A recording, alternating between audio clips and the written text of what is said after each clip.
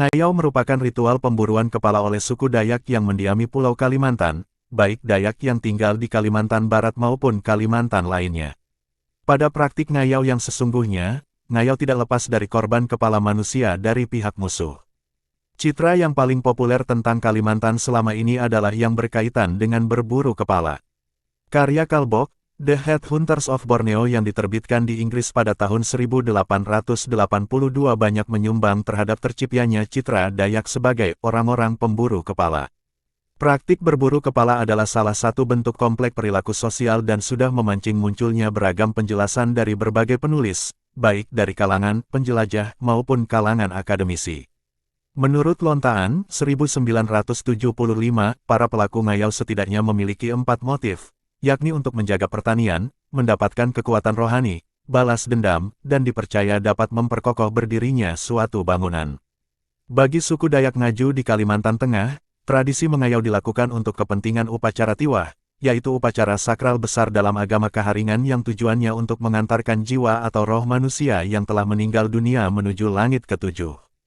Di kalangan masyarakat Kenyah, perburuan kepala penting dalam hubungannya dengan Mamat, yaitu pesta pemotongan kepala, yang mengakhiri masa perkabungan dan menyertai upacara inisiasi untuk memasuki sistem status bertingkat, Suhan, untuk para prajurit perang. Pemburu-pemburu kepala yang berhasil berhak memakai gigi macan kumbang di telinganya, hiasan kepala dari bulu burung enggang, dan sebuah tato dengan desain khusus. Serangan-serangan para pemburu kepala dilakukan oleh kelompok-kelompok kecil yang terdiri dari 10 hingga 20 orang laki-laki yang bergerak secara diam-diam dan tiba-tiba. Mereka sangat memperhatikan pertanda-pertanda, khususnya burung-burung. Setelah digunakan dalam upacara-upacara Mamat, kepala-kepala itu digantung di beranda rumah panjang, berhadapan dengan ruang-ruang tengah yang menjadi tempat tinggal ketua rumah panjang. Pada masa lalu suku Dayak Iban dilaporkan sebagai pemburu kepala yang paling terkenal di Kalimantan. Suku Dayak Iban melakukan upacara perburuan kepala yang disebut gawai. Upacara ini tidak hanya bersifat religius, tetapi juga melibatkan pesta besar-besaran dengan minum-minuman dan bersenang-senang. Miller yang seorang penjelajah, misalnya menulis dalam Black Borneo-nya, menyatakan bahwa praktik memburu kepala bisa dijelaskan dalam kerangka kekuatan supernatural yang oleh orang-orang Dayak diyakini ada di kepala manusia. Bagi orang Dayak penganut agama Kaharingan, tengkorak kepala manusia yang sudah dikeringkan adalah sihir yang paling kuat di dunia, dan di masa lalu kepala hasil berburu ngayau digunakan sebagai kurban dalam upacara tiwah, wara, dalo, koangkei, dan sebagainya. Dipercaya bahwa sebuah kepala yang baru dipenggal cukup kuat untuk menyelamatkan seantero kampung dari wabah penyakit. Sebuah kepala yang sudah dibubuhi ramu-ramuan bila dimanipulasi dengan tepat cukup kuat untuk menghasilkan hujan, meningkatkan hasil panen padi, dan mengusir roh-roh jahat.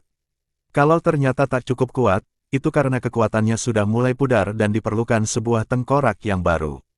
Sementara itu MC Kinley menggambarkan ritual perburuan kepala itu sebagai sebuah proses transisi, dalam mana orang-orang yang dulunya adalah musuh menjadi sahabat dengan cara memadukan mereka ke dalam dunia keseharian. Mungkin ada sebuah pertanyaan, dalam tradisi ngayau tersebut mengapa harus kepala dan bukan bagian-bagian tubuh yang lain yang diambil?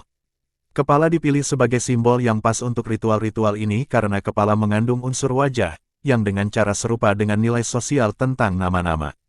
Personal, merupakan simbol yang paling konkret dari jati diri sosial. Jati diri sendiri ini pada gilirannya adalah atribut paling manusiawi milik si musuh dan karenanya menjadi atribut yang harus diklaim oleh komunitas orang itu sendiri. Sumber, wikipedia.org